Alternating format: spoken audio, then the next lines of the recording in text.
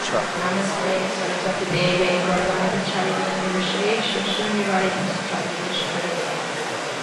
So I was just going to say some stories, but then once again I did write a Vyasa puja.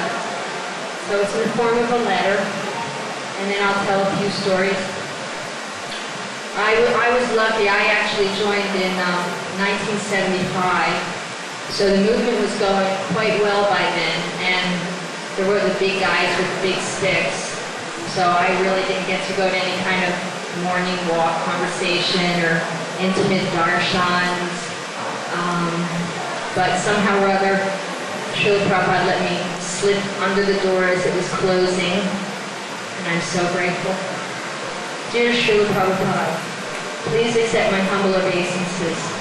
Another year has gone by, and once again I get the opportunity to tell a wonderful group of assembled devotees how glorious is your personality. One way to explain how unique and pure and advanced you are, surely a close, intimate associate of the Supreme Lord Krishna, is to talk about the kinds of activities we were empowered to do. More than hypnotized, as Bhaktivedanta Prabhu said, I think we were all spiritually possessed. When I hear the book scores read to the deities today in Vrindavan on this very special Janmashtami, all I can think is, how do we do as much individually and even more on a daily basis? To hear that the book table did 250 books, but I mean, there were hundreds of us doing 300, 400, 600 a day. How is that possible? We all, as Prabhupada disciples, have stories to share that simply buy and distribute 300 BTGs daily on the New Jersey shore. How did I do a Christmas marathon with Mother Kunti, living in a Pinto, making chapatis in a laundry room, taking showers in the girls' dorm, not to spend any money unwisely, because Prabhupada himself set the example of being so frugal. He would open up the envelope of a letter and write a reply. So keen on saving money we were.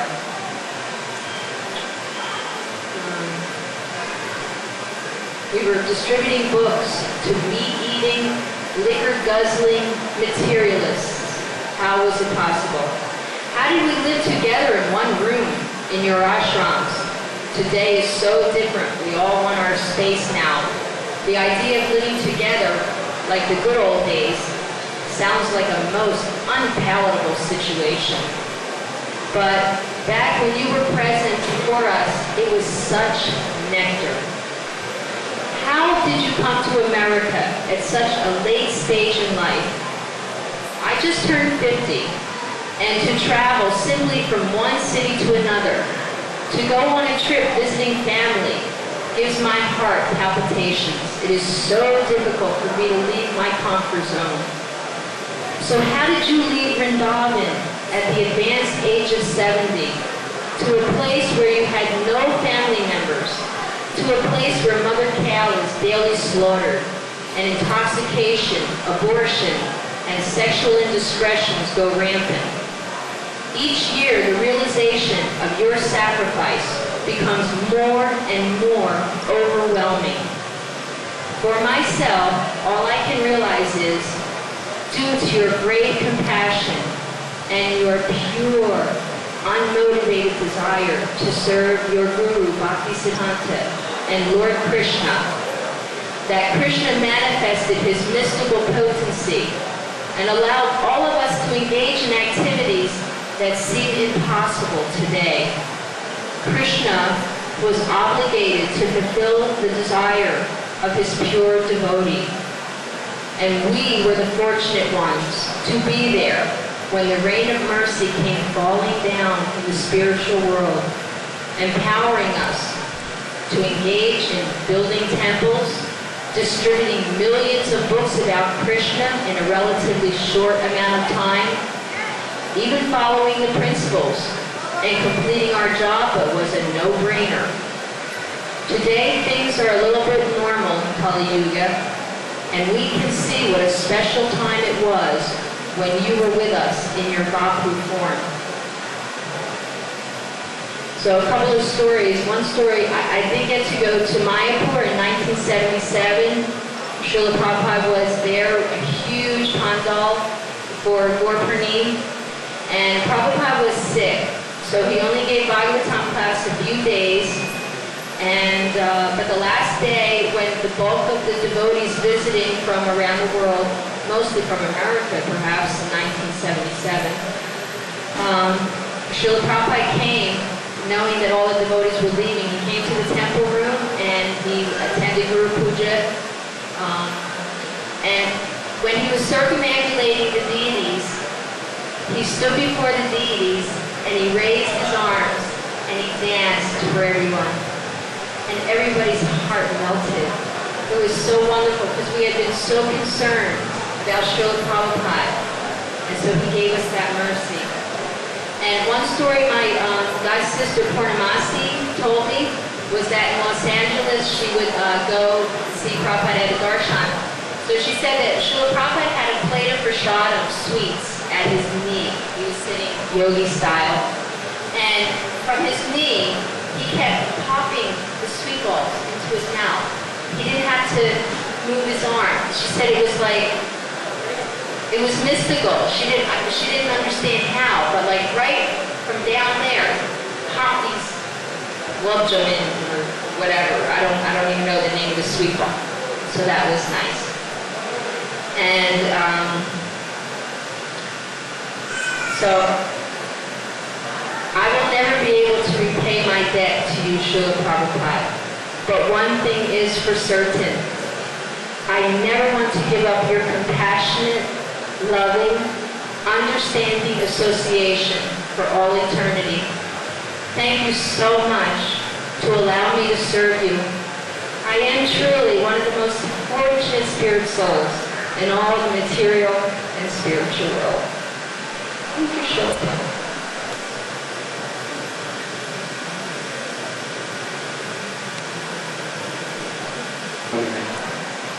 Namaste, Saraswati Devi, Gaurmani Prakarani, Vanshakopasudasta, Kritasundavayaka, Atisaram Bhavaneva, Sundaram.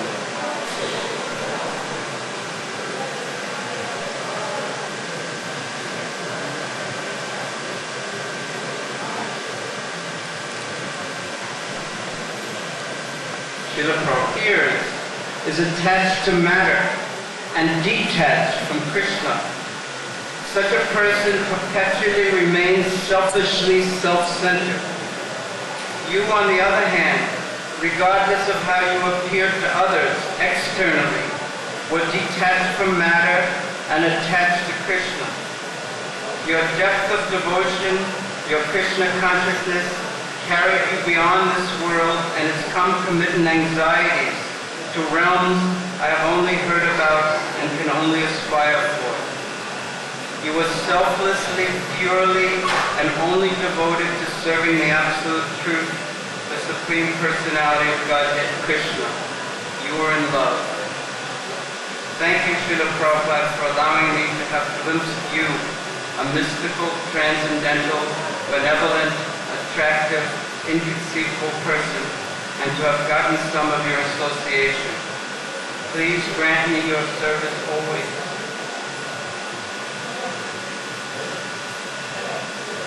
Although offensive and a wanderer by nature, thank you for tolerating my offenses and for not allowing me to wander far from your lotus feet. That I know is your first causeless mercy alone. Thank you for the trouble.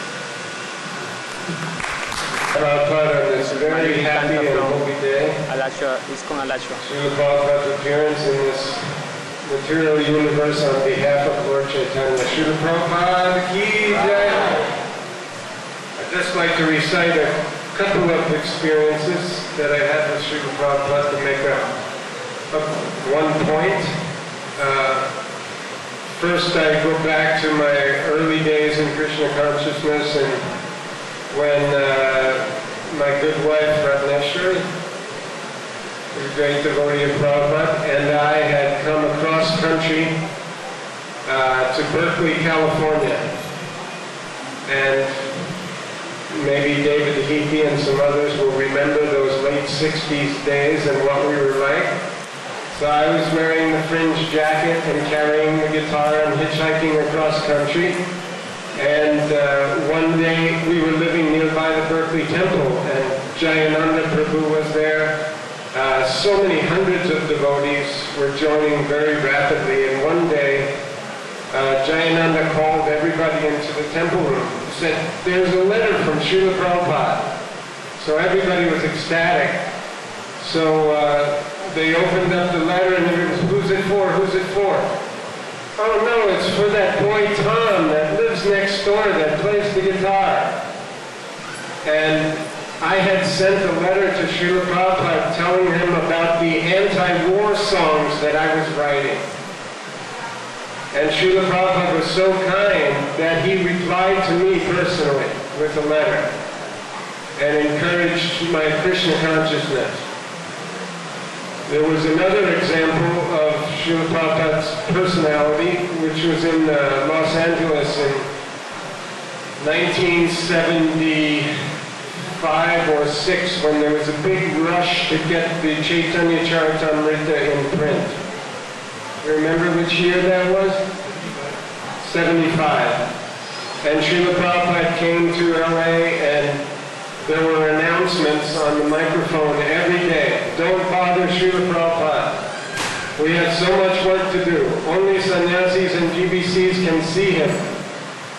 But I wanted to see Srila Prabhupada wherever and whenever I could. So I made an arrangement with his private guard to take me up there at 9:30 at night.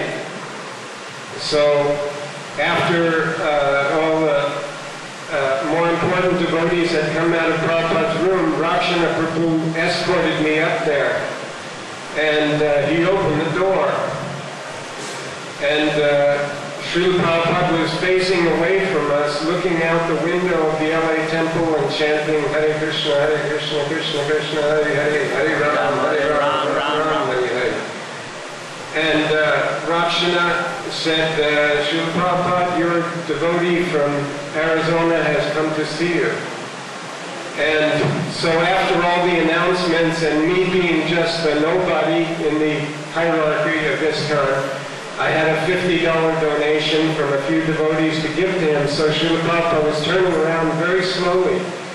And I was a little fearful that I'm bothering his valuable time. Who am I to demand a darshan with Prabhupada? But as he turned around and saw me, his face lit up with a beautiful smile. And from his heart you could feel the radiation of love, like a father for his long-lost son. It was a tangible experience. And the point I'm trying to make for these two pastimes is that Srila Prabhupada is a person. He's a divine personality. He's beyond any of our conception. But he is a personality who has all good qualities. And if we approach him as a personality, as our father, our guru, our friend, our eternal well-wisher, we can feel his presence, personally speaking. And that's Bhakti Yoga. The exchange of love between the individuals and the Supreme Person is really Bhakti. And Srila Prabhupada proved that even to such a low character as myself. And I'm sure all of the devotees have the same experience. That he was concerned about us personally, and no matter who we were or where we lived or what big or small service we do, he reciprocates with us equally and personally as much as we want him. Just on this one trip to India, we've been studying third canto of Srimad Bhagavatam very seriously, and almost every purport is about impersonalism. And Prabhupada's words are very strong in this regard. He's almost relentless. Sometimes you just can't understand why he's speaking so strongly against impersonalism. I asked him once about that in Los Angeles. He gave me a perfect reply, as always. But the point being that yesterday on Janmashtami, I read in your Times of India, in the editorial page, a nice article about Krishna Leela and his pastimes, and with Arjuna, with the gopis, and at the end the writer concludes and says, these are just some experiences of why Krishna is such an attractive incarnation of Brahman. So you could actually understand that this is an atheist appreciating the formless Brahman manifesting temporarily in the material world as Lord Krishna. Lord Krishna is not like that. If you live in America, you see the preponderance of Shankara philosophy or mental speculation which leads to the concept of God as formless. And Prabhupada writes so often that this is very dangerous atheism.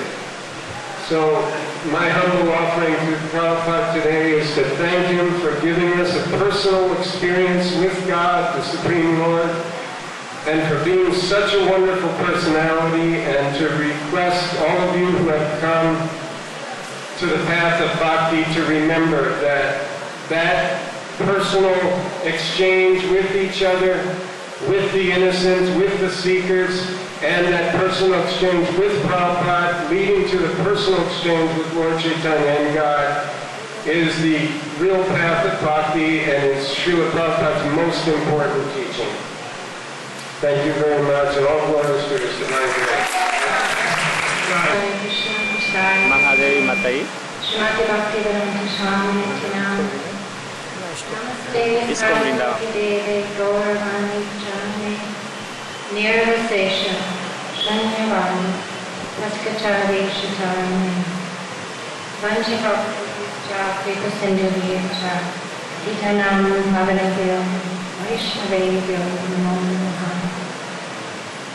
So I have 3 short stories about first. One, just recently I was eating lunch with the Ganga Prasad family down in Vrindavan, and the 3 brothers, we were talking about every year how so many devotees come for Janmashtami, especially for Vyasa puja. And Bridge, I think he's the middle one, the money man, he was just sitting real quiet. And then all of a sudden he just said, I've seen them all. I've seen the GBC, the sannyasis, the VIPs, the BBTs. I've seen everyone through the years. But no one can do what Srila Prabhupada has done. And no one can ever become like who Srila Prabhupada was and is.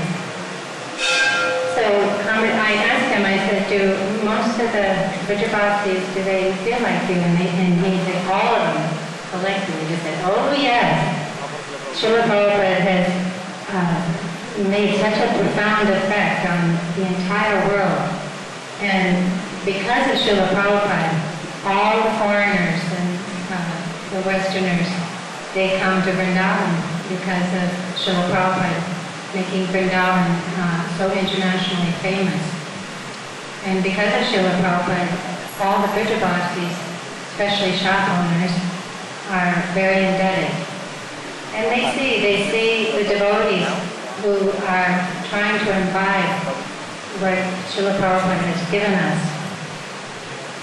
So I was very grateful to them for thinking like this. Another story is in 1982, Vatsal Das was the president of Dwarka, and we were renovating Srila Prabhupada's quarters there in Dwarka, Los Angeles. And I decided to start a puja there, which by Prabhupada's grace is still going on today, where we bathe him every day there and dress him. And at nighttime, at 7 o'clock, we would go upstairs with Krishna book, and we'd put his glasses on, and we'd read Krishna book to him. So this year, the youth, your grandsons and granddaughters, Srila Prabhupada, they went into your room there in New Dwarka, and they offered their offerings.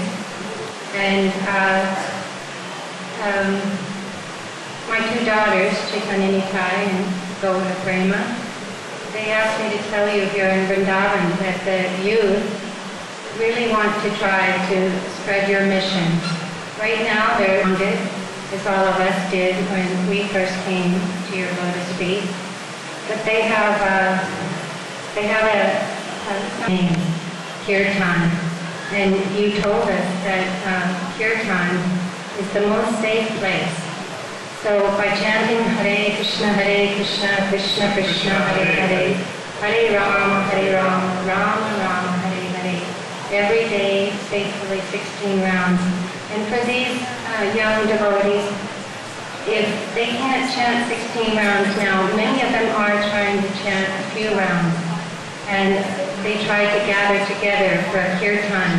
And they actually do some home programs from time to time. And whenever there's a festival, a Rath Yatra, Janmashtami, Vyasa puja, they're getting ready now for Radhastami to put on a drama for your pleasure.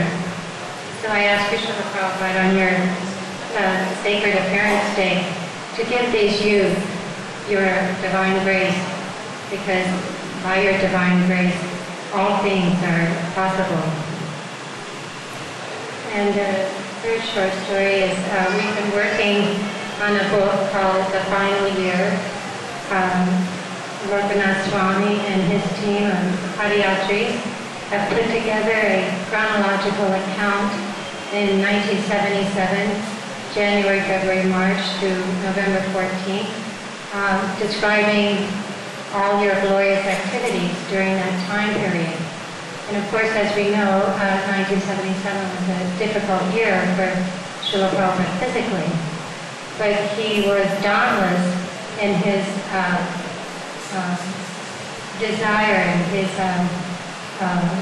activities of how propagating the holy name and spreading Krishna consciousness was always the first thing on his mind and his first priority.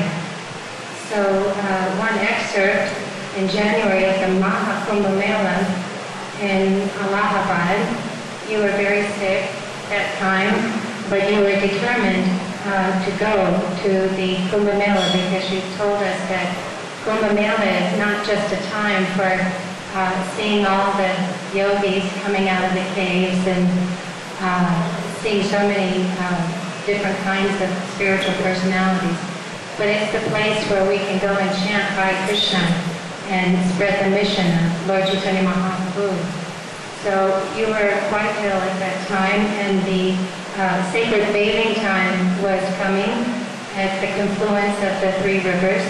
So you told your disciples to go and get the water for you and bring it back so that you could bathe at a time that was comfortable for you, because you were very, very ill at that time and devotees were in great distress.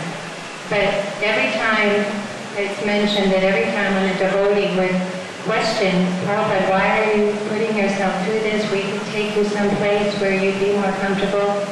Your answer continuously was that we have to spread the mission of Sri Chaitanya Mahaprabhu, and that's why we come here. And even some of the devotees weren't rising from Mangalarti because it was so cold at the Pandal program.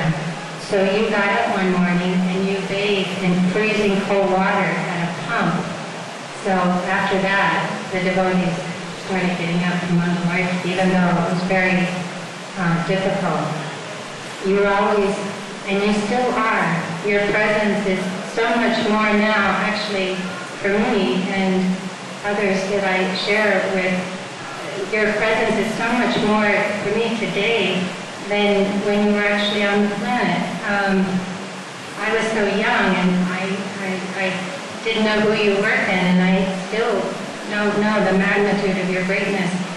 But as the years and the days go by, your magnanimity and your greatness is becoming more and more obvious through all of our mistakes, through all of the things that have gone on.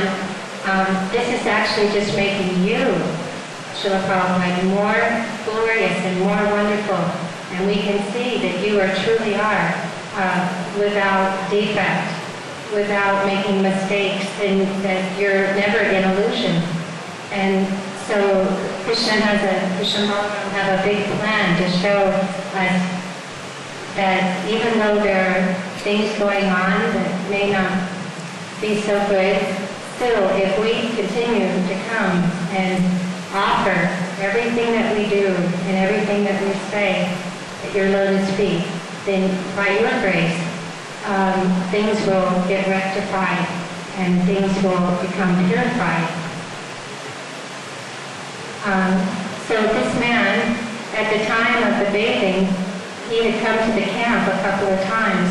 So at that sacred bathing time, he came with a lota with the Ganga water, and Srila Prabhupada was sitting with his feet outstretched. So he very quickly slipped this big lota under Srila Prabhupada's lotus feet and started bathing his lotus feet. And he said, this is where the real Triveni, or the real confluence of all sacred places are, is right here at your lotus feet. And so as he bathed Srila Prabhupada's lotus feet, then the few devotees that were there all rushed forward to get the real immortal nectar from Prabhupada's lotus feet. So I think I've reached my 5 minutes, and thank you. Thank you for all of you for enlivening me to become the devotee that Srila Prabhupada wants me to be. Jai Srila Prabhupada.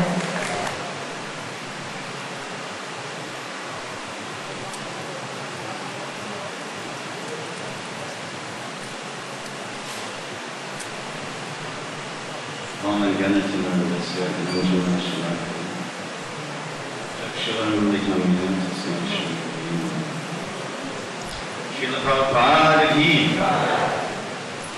The sacred words of Srila Prabhupada are meant to inspire our minds and to fill our hearts with happiness, joy, and revelation. Therefore, the sacred words of Srila Prabhupada are very powerful, very pure, and very important to all of us. He spoke some of those sacred words from his holy mouth, and he wrote some of those sacred words in his hand, and he dictated some of those sacred words with his tape recorder for his books and letters and personal instructions. So these sacred words of Srila Prabhupada, they become the very substance of meditation for the followers of Srila Prabhupada. Not only the substance of meditation, but they become the very wealth of the devotee. The wealth of the devotee is not measured in pounds, shilling, and pence, or let's say bucks and pennies. But the wealth of the devotee and the wealth of the disciple is the instructions of the spiritual master, Srila Prabhupada Upadesh Amrita. Those instructions are nectarian, and those teachings are meant to give us life, not ordinary life, but immortal life, Amrita. Amrita means death, and Amrita means living eternally. So the Prabhupada Upadesh Amrita are those sacred words by which drinking those words, imbibing those words, meditating on those words, following those words, will make each and every one of us immortal. We will enter into the Chintamani Dham, Ratadam, the immortal land of Radha and Krishna, to serve their lotus feet. So there are two sentences that Srila Prabhupada spoke, which had been dancing in the courtyard of my mind for 18 years. And time to time we get different experiences of those two statements. So I want to share those two statements and try to speak something about those two statements. One phrase that Srila Prabhupada used, he said that Bombay is my office. Mayapur is my place of worship. And Vrindavan is my home. So this is a very significant and important statement by Srila Prabhupada. Vrindavan is my home. But now we have another statement that Srila Prabhupada made. Additional sacred words which will deepen our meditation. He has also said, Srila Prabhupada also said, I eternally live in my rooms at the Radha Damodar temple.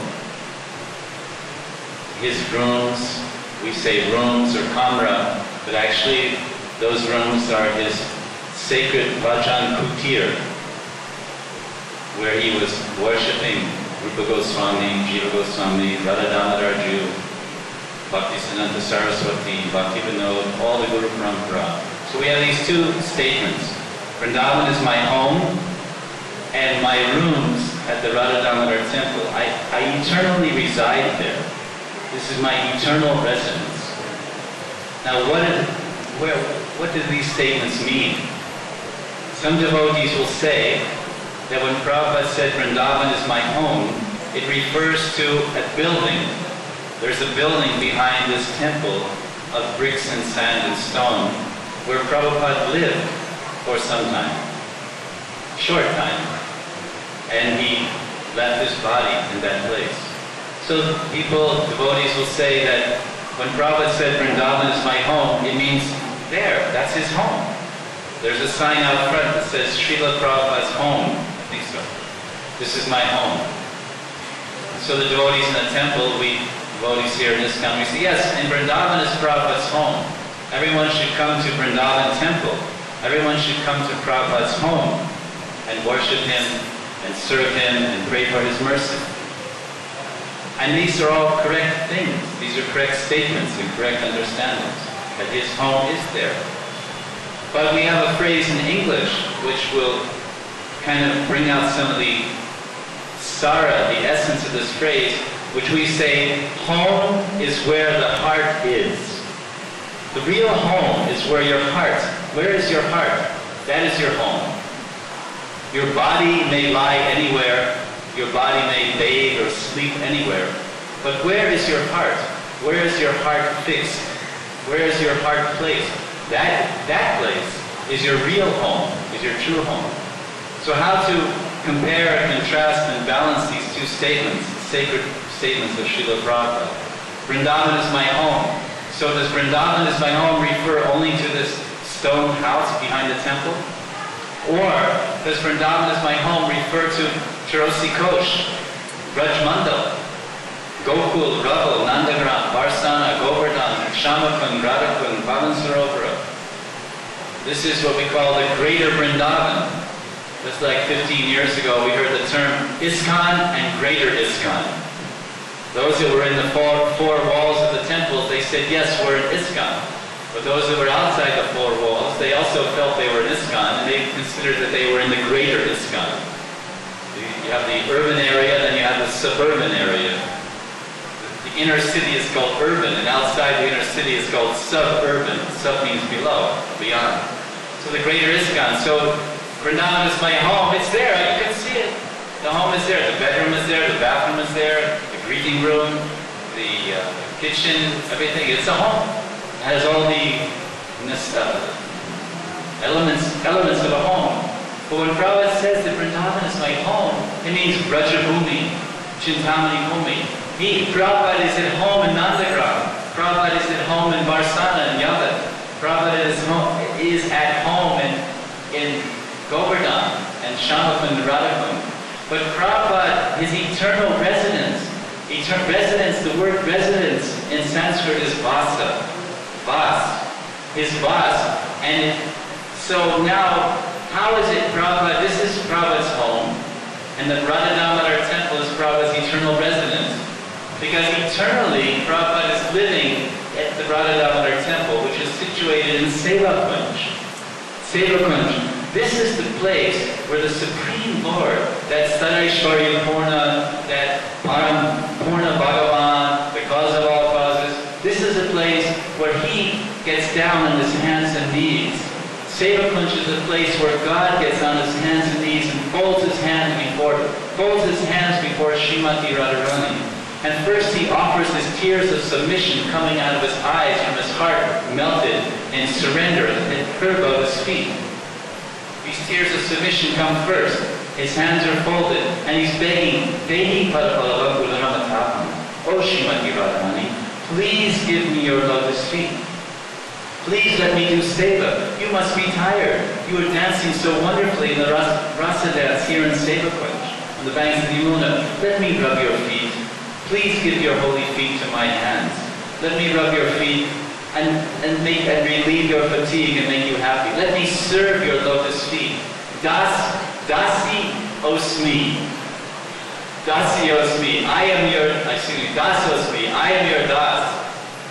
My name is Krishna, Bhagavan Sri Krishna, but my name is also Krishna Das, but rather Radha Das. I am a servant of your feet. So Seva Kunj is that grove, that forest where Krishna serves Radharani, Krishna serves Lalita, Krishna serves Vishaka, and Krishna serves all of the jivas. From that place. So this is Prabhupada's eternal place of residence. Prabhupada lives there eternally in Seva Kunj. In what form? In his Siddha Sarup. In his Siddha Sarup as a Pran Sakhi of Radharani, he lives there in Seva Kunj with Rupa Goswami, Rupa Manjari, with Jiva Goswami, Vilas Manjari, with Krishna's Kaviraj Kasturi Manjari, with Jiva Klutta, all the other Ugarva and all the other Manjaris and Sakhis are living there. And they're serving Radharani very intimately in Shringarvat. Who's holding the mirror for Radharani? Who's holding the darpan as Krishna is brushing her hair at Shringarvat? Who is holding that mirror before Radharani? And she's looking in the darpan. She's not looking, when we look in a mirror, we see our own face. But when Radharani looks in the mirror, she's only looking, where is the face of my beloved? Where is the face of Shyamsundar? When we look in a darpan, we say, oh, I'm so beautiful. I'm so handsome. Oh, my hair is so nice. But when Radharani looks in that mirror, she is the perfection, the quintessence of the absolute perfection of all beauty. And she's looking in the mirror, Krishna Kaha, where is my Shyam? And then Krishna's right over her shoulder, brushing her hair. So she looks in the mirror, she doesn't see her face, she only sees Krishna Mukunda. She sees that Mukunda in the face, in the mirror. So who is holding that mirror for Radharani? Who is holding that mirror? SRila Prabhupada is holding that mirror in Shringarvat. SRila Prabhupada! So Prabhupada also has his Siddha Sarup. He is also Pran Sakhi. His heart is the heart of Radharani. He is in Radharani's heart and Radharani is in her heart. So he lives there eternally in his Sakhi Sarup, serving Radha Damodar Ju, and all Rupa Manjari assisting them. So we have to think, yes, this is what it means. This is my eternal residence. You should understand that I eternally reside in Seva Kunj. This is my Seva Stali. This is my Seva Stali. This is my Vasa. There are 11 symptoms of the Siddha Sarup, and one is Vasa. Vas, place of residence, place of Seva. So Prabhupada's eternal place of Seva is Seva Kunj. And now, here is his home. So he lives here eternally in his home, in Vrindavan, in this temple, in his Guru Sarup, in his Chinmoy Deha, as our Nitya Guru, as our Sat Guru. He's living here. This is his home. So the Guru has two forms, Siddha Sarup. The spiritual form as Pran Sakhi, eternal maidservant of Radharani. But he also has his Guru Sarup, by which he's preaching eternally in this planet and another planet and within our heart and within our mind and janam after janam after janam. He's preaching to us and guiding us. So at the same time, he's moving around Vrindavan. Vrindavan is my home. I'm finding Prabhupada at Radhakund. The devotees, this MC here, Mr. Pranadhan, Mr. Gopi Pranadhan, he's finding Prabhupada at Govardhan. And Burijan, he's finding Prabhupada in the Goshala. This is all part of Vrindavan, not only in his home behind here. Prabhupada is moving all over Vrindavan. You can find Prabhupada any place in Vrindavan because he's following Radha Govinda and Radha Shyam. Where they're going, he's going. If it's 10:30 in the morning and Radharani is moving from Yavat to Surya Kund and Radhakund, Prabhupada is there. In his eternal body, his Nitya Sakhi Deha. And this we should meditate. This is what Narottam Das Thakur Mahashaya, he tells that the advancing devotee is always reaching. He's always looking, reaching and searching within himself. Who is my Guru Dev? Nikunja Yuno Rati Keli Siddhai. Which Nikunj? Which Nikunj are you there assisting the Rati Keli? Which Nikunj? It's very clear in our Guru Dev. There's no speculation which Nikunj Prabhupada is. Nikunja Yuno. What Nikunj? Where? There. Seva Kunj, this is the Nikunj of Srila Prabhupada in his Sakhi Sarup. So we should go to Radha Damodar, to his eternal residence, and pray to Srila Prabhupada in his Siddha Sarup. Please reveal my Siddha Sarup so I can join you in your eternal home, in your eternal place of residence, and I want to serve your lotus feet over there. Just like this Mahadevi, she concluded her lecture by saying they're in Kumbh Mela bathing Prabhupada's feet. So I was seeing that scene. Yes, they're bathing Prabhupada's feet. His legs are extended. They're pouring the loda of the sacred Triveni Sangam Pani on his feet. And I was feeling, yes, this is very good for me. That before I speak, I'm there at Kumbh Mela at Prabhupada's feet, and my head is under his feet, receiving that Charanamrita. Now maybe there's some possibility I can say something. So her lecture concluded with Srila Prabhupada's feet, which is actually the birthplace of Bhakti. It is the birthplace of Bhakti, the lotus feet of Guru, Guru Pada Shraya. May we always take shelter of Prabhupada in his Guru Sarup, in his home, in Brajmandal, and especially his home in this temple, and pray for his mercy that we can practice sadhana bhakti and rise to the platform of Raganuga sadhana and Bhava Bhakti and Prema Bhakti. And we should go to Radha Damodar to Sevakunj and say, Prabhupada, you're living here eternally. But where is my place at your feet? What is my service over here in your eternal place of residence? Don't forget me. Please include me in your Sangha. Please include me in your Sakhi Samaj. I am also your Sakhi. Don't forget me. So Kripa Karo, Guru Kripa Hi Kevalam. Please give me your mercy, Srila Prabhupada. This is your eternal residence. Okay, now I'm in your home. I've come to your home, Srila Prabhupada. Use me as you like. Make me dance, make me speak, make me travel, preach, serve the devotees. This is your wish and your Guru Sarup. So let me serve your Guru Sarup externally in this Shishya Sarup. And let me serve you internally and eternally in your Seva Kunj, Nikunja Yuno Rati Keli Siddhai. Srila Prabhupada ki. Please note that I'm going to read instead of speak because other good speakers. Mukunda Maharaj. Srila Prabhupada was very unmistakably a one-off personality. He was a Paramahansa and Anutama Adhikari and the generator of spiritual purity in the lives of millions of people in the lands of the Malechas and elsewhere. He was humble, and here are a few excerpts that demonstrate his humility. This one took place on a walk in November. It was November the 26th in New Delhi. And I'm just going to read it out. First speaker was Hari K. He said, "It seems like the strongest preaching point or platform is the presence of a pure soul." Prabhupada. What is that? Hari K. The presence of a pure soul. Somebody who is wrapped up actually in love of God is sufficient. Prabhupada. Faithful servant of God. He can preach. He is authorized. He has got the power of attorney. Krishna Shakti Vinahi Nam Prachar. Unless empowered by Krishna, one cannot propagate the Sankirtan movement. And that's a statement from the SRila, the Chaitanya Chaitamrita.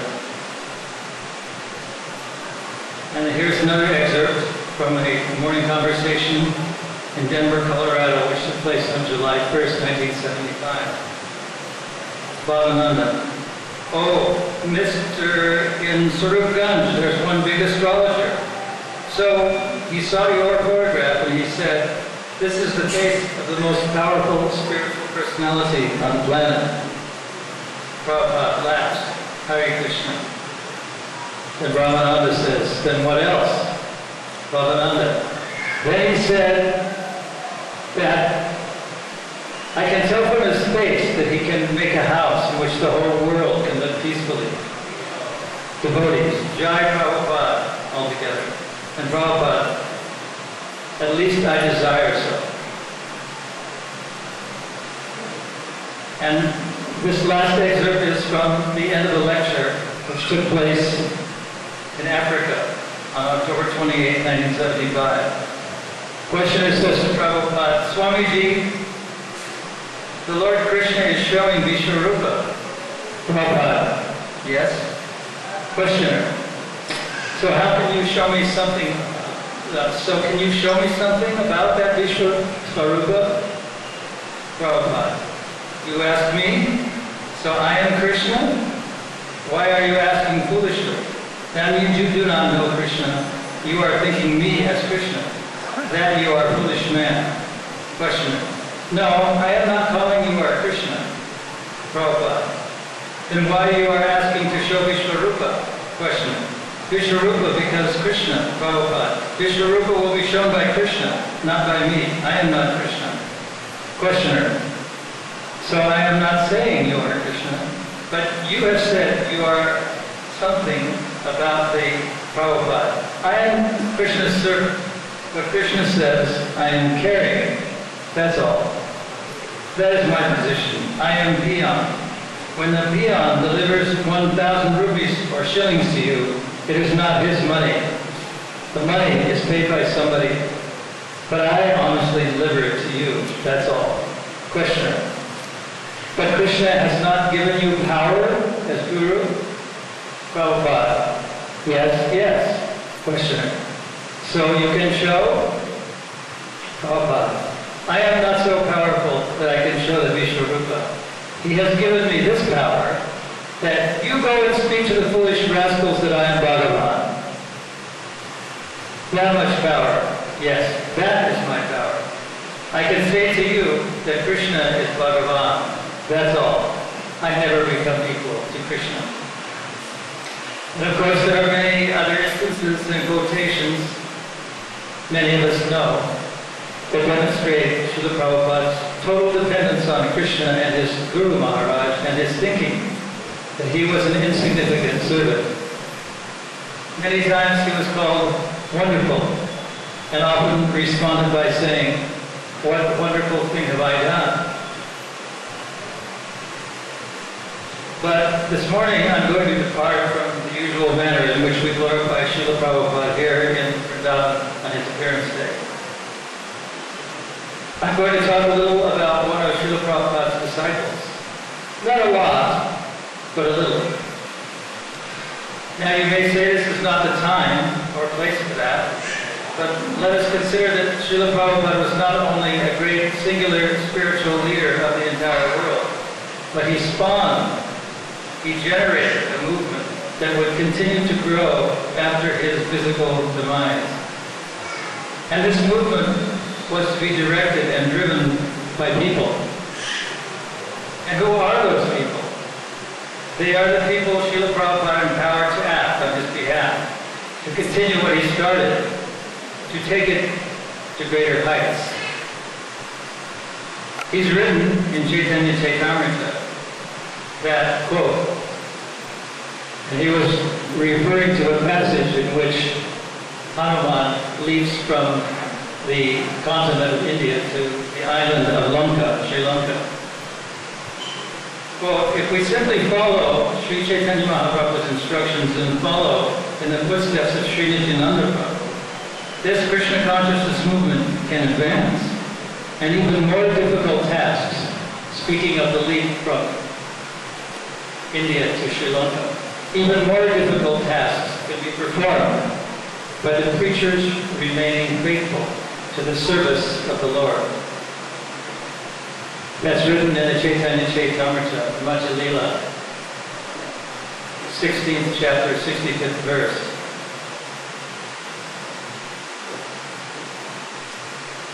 In Krishnadas Kaviraj's masterpiece, Chaitanya Chaitamrita, he constantly glorifies many devotees. Kundadat, Krishna Pandit, Shivananda Sena, Murari Gupta, and so many more that I haven't time to mention them all.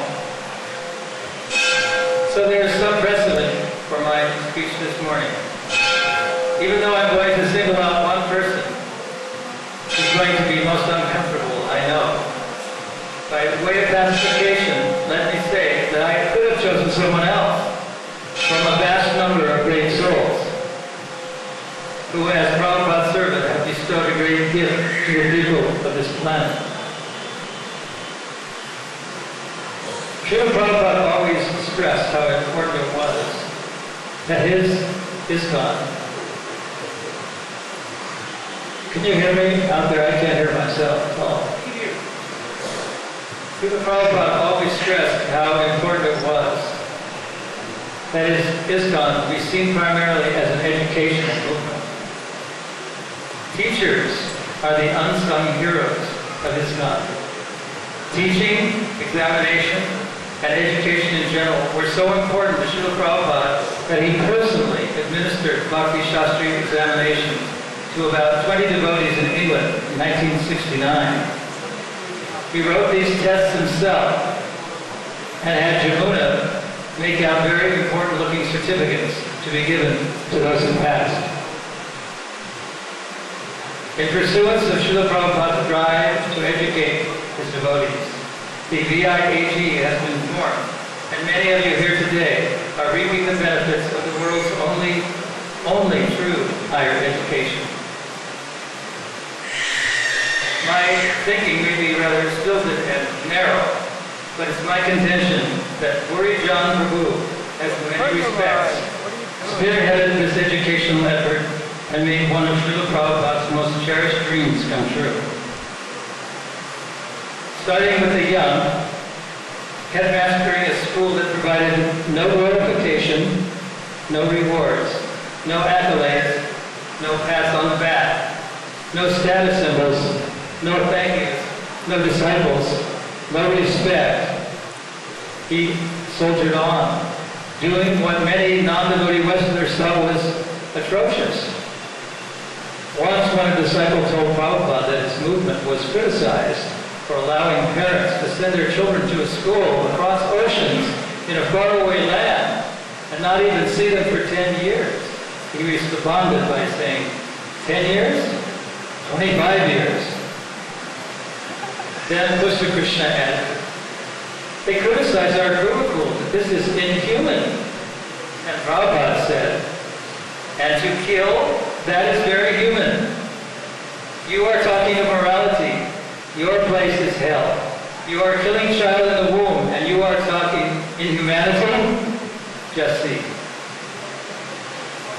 Teaching is an art, and it's an art that's not immortalized in the great museums of the world.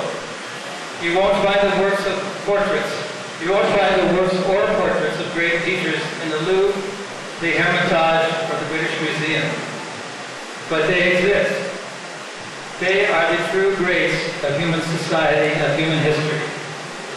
They walk among us, unnoticed, unheralded, and as I said before, unsung. I was lucky enough to be a student of Puri John Prabhu some years back here in Vrindavan in a class called The Art of Writing. I fancy myself an aspiring writer. In those few classes, I learned more about writing than in the dozen or more select books I've read about how to write in the English language. John Prabhu told us that one of the best ways to learn to write was to do it every day. Well, I knew this work with music because my parents made me practice the piano. Every day, they forced me. And ultimately, I was glad they forced me, even though I hated them at the time. Near the end of each class, here in Vrindavan, in the art of writing, John Prabhu made everyone in the class put his or her pen down on a sheet of paper and just start writing. He had told us to do this, but now he was making sure we did it. Every single day, near the end of the class, we had to write anything, what we learned in class that day, what the person sitting next to us looked like, what the Vrindavan beard sounded like, what I was going to do tomorrow, what I did yesterday, what I was thinking, what is the parikrama word like, and so on. To this day, I write something every day, and it's by far the most important thing I've learned about writing. And without a doubt, I owe it all to one person. John Prabhu was the one who convinced me to teach a class at VIHE some years ago. It was one of the most important experiences of my life. I'm grateful that today, when my successor on the GDC and as Global Communications Minister, Anudama Prabhu, is first and foremost a teacher, even though his job is very heavily administration-oriented. Life simply cannot go on without teachers and teaching. The very physical environment of Raj depends on raising awareness that an environmental problem exists, and no consciousness raising can occur unless one is educated. And being educated requires a teacher. Although prasadam is a wonderful and often secret weapon, without philosophy, the movement would simply cease to exist.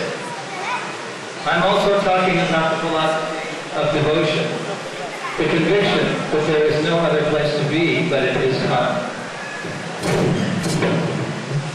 John Prabhu wasn't a guy who just stood up in front of a group of students to make them feel good about themselves. He made us think, even us jaded adults. Sometimes he was hard. He sometimes made me feel stupid. Well, I was, and I am. One of the most important things John Prabhu taught me about writing and teaching, you teach, the more you learn. Here was a man, I thought, who didn't teach because it had to be done, or because someone asked him to do it, but a man who loved teaching. Sometimes I've had 3 teachers in my life. A high school teacher when I was 17, SRila Prabhupada for most of my adult life, and John Prabhu, who taught me what was math. They all changed my life for the better. And today I want to offer my heartfelt thanks to John Prabhu, one of SRila Prabhupada's disciples who has made and continues to make an enormous contribution to his God. Hare Krishna.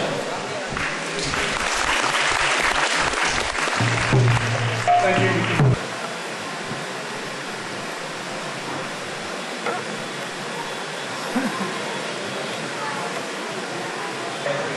Vinanta Prabhu. इसको Vrindavan.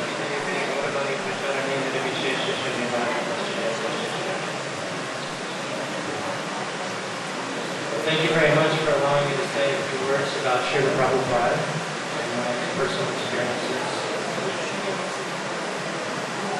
In early 1968, I was at the top of a slalom course near Seattle, Washington, and I was skiing. Doing trick skiing. And suddenly I fell and I broke my leg very seriously. I was carried on a bobsled down to the bottom of the hill screaming in pain. And at that time, something very amazing happened. I was, although in great pain, I was thinking about God. So when I got home,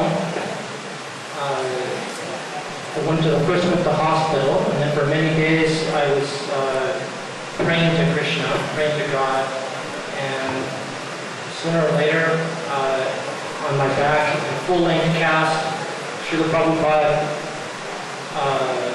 the devotees, Gargamuni, Lord Jagannath, appeared on the 6 o'clock news while I was lying on my back, and that was my first chance to see Krishna consciousness in action.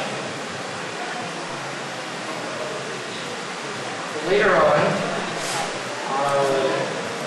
I started visiting the devotees, went to the temple in Seattle and Vancouver, and was encouraged to join Krishna consciousness. I knew that it was very important to surrender completely, but it took many, many years before that actually took place. That didn't happen until 1973.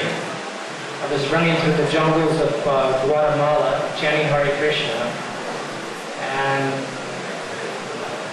Sukadeva told me, he said, if you really want to experience this Krishna consciousness movement, you're going to have to give up your friends, your college, Maya, and just go down to get away from it all. So after 1 month of seriously following, chanting in the jungles, I came back to Los Angeles in 1973, and there Prabhupada was giving the wonderful teachings of Queen Kunti lectures.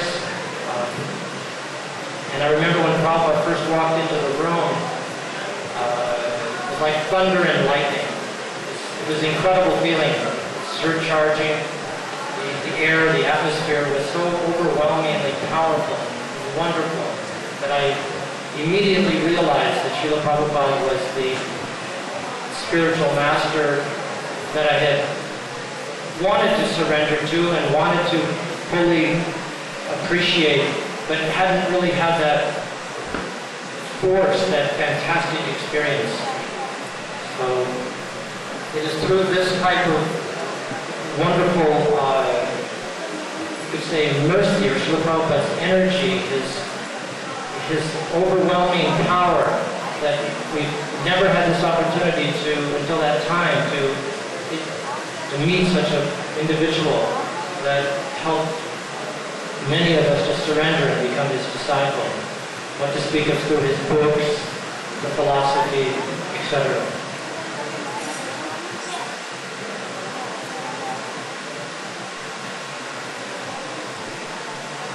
One other story I'd like to share with you is, very briefly, once when I was in the Delhi temple in 1974, I was his chokidar, or guard, and this was at Ananda Niketan in the middle of the night, and I looked through Srila Prabhupada's window, and there was Srila Prabhupada he wasn't sleeping, he was lying down, but he was totally conscious, he was totally awake, and it was just as if he was hovering above the bed, about a fraction of an inch. And it was such a wonderful, peaceful experience. Another time that's very, very important, since we are here in Vrindavan, is the opening of the Krishna Balaram Mandir in 1975. We are this very, very wonderful opportunity to be present in front of deities at the present moment, and we're personally empowered by Srila Prabhupada. The potency is living today, and we are very, very fortunate to be here. But due to our anarthas, due to our sinful activities, jealousy, crookedness, envy, we're not fully able to realize at every moment Srila Prabhupada, the deities, or how important it is for us to continuously endeavor to carry out his mission.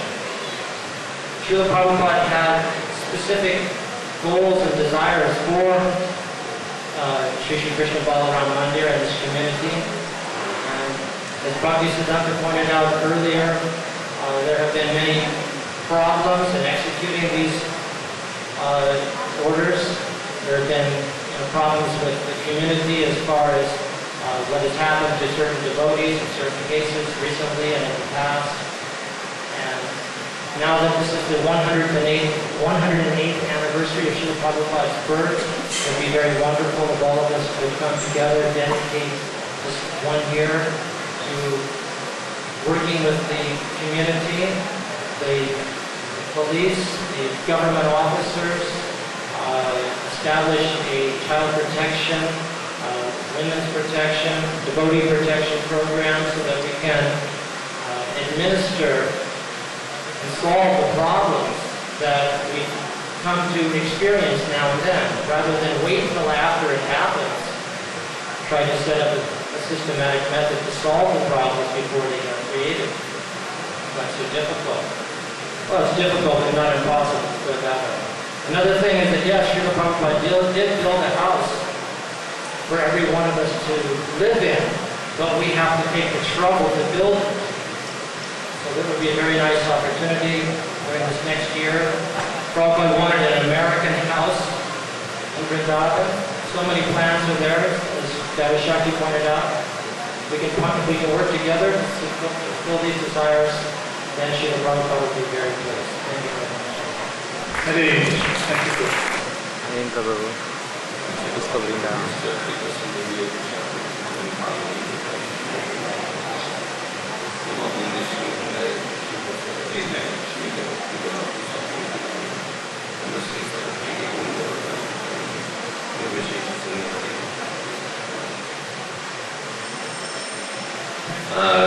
I don't know how internal I'm allowed to be in the presence of all of you. I appreciate a lot of what Swami had to offer. I also feel that ultimately there is need for every one of us to internalize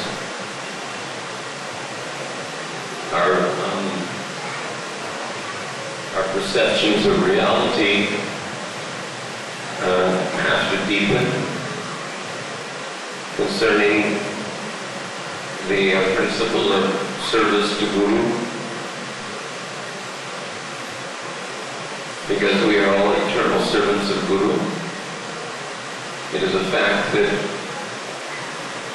we have to go to the position of serving Him in the Nitya Leelas. So although we may not be aware of that,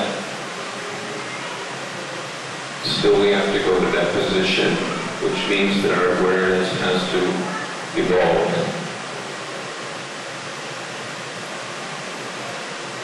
Srila Prabhupada is an eternal associate of Krishna and Radharani.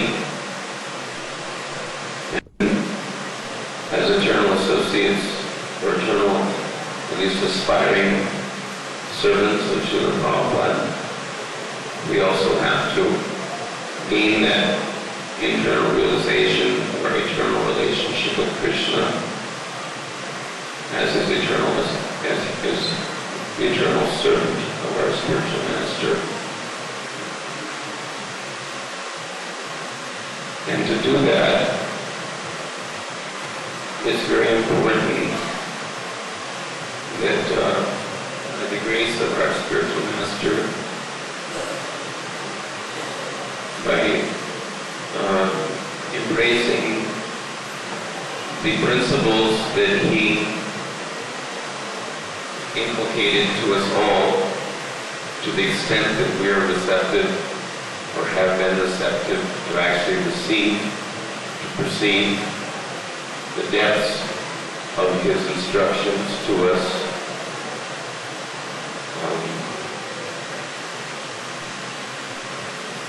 We have to come to the position of being a genuine devotee beyond superficialities. It's easy to be superficially engaged in devotional service, so-called devotional service, but where's our heart? We can maintain an external appearance of the status quo of devotional characteristics, and at the same time, internally,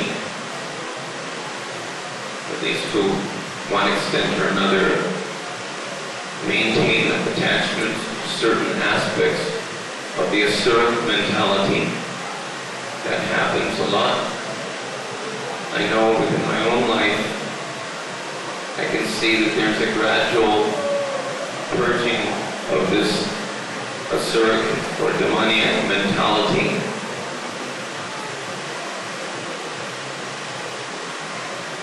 But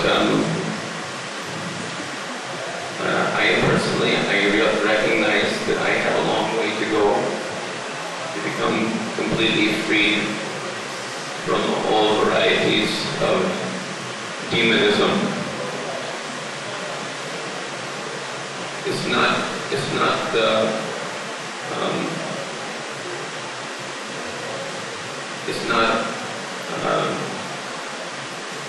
difficult for us to continue with our material attachments. We're so much conditioned by the material attitude of exploitation, the self-centeredness, the egocentricity, that in the course of our devotional life, or attempts at pursuing devotional life, very often these materialistic tendencies tend to dominate in our relationships with each other, in our way of dealing with each other. So, really to serve the mission of the spiritual master, we have to come to the position of actually being devotees, real devotees.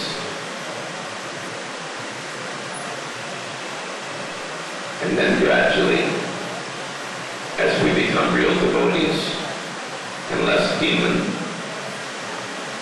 then it's possible for us to go forward to realize our eternal constitutional Vyasa with Krishna, our eternal constitutional service relationship with our spiritual master,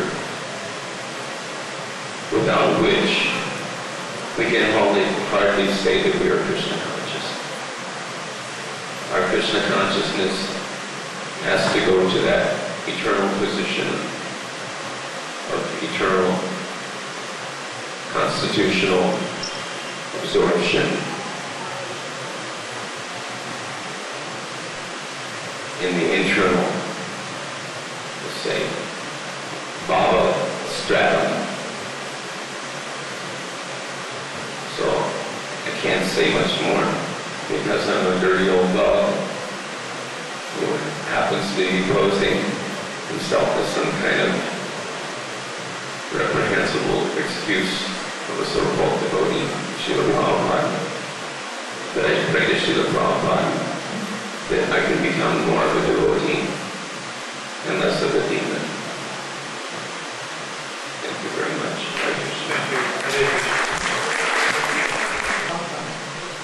How can I express my feelings? It is impossible to describe the mercy, which is unwavering, unlimited, and ever-increasing. Your divine presence is all-pervading. You are truly the captain of our ship, guiding the fallen souls of this miserable age. Your magnanimous personality penetrates our hard hearts. You are still running your ISKCON. You established it, you maintain it, and continue to manage it. You promise never to forsake us. And you haven't. You're students. We're still learning from your teachings and your example. You continue to show us how we can attain the highest perfection. You are the pulse that beats in our hearts. How can we praise you enough? How can we pay this debt? Srila Prabhupada, I feel so tiny, so insignificant, so unworthy of your mercy. Or when will the day come when I can heartily serve you and truly realize your mercy? How many more lifetimes wandering around in Maya's grip? Srila Prabhupada, you picked us up from the most fallen condition born of meat-eaters, college children. You placed us at your soft lotus feet, and you prayed to Krishna for our deliverance. By your grace only can we, of little faith, hope to attain Krishna consciousness. Srila Prabhupada, you are the light that shines in all of us. You are an ocean of mercy. I want to drown in that ocean. I beg on this day of your appearance in this world for some small intelligence just to try to understand your message. Please, please kindly engage me in your service.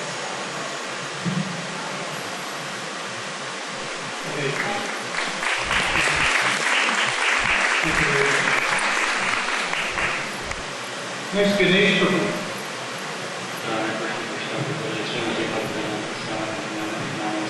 It's Ganesh Prabhu from Australia. Now it's connected in America.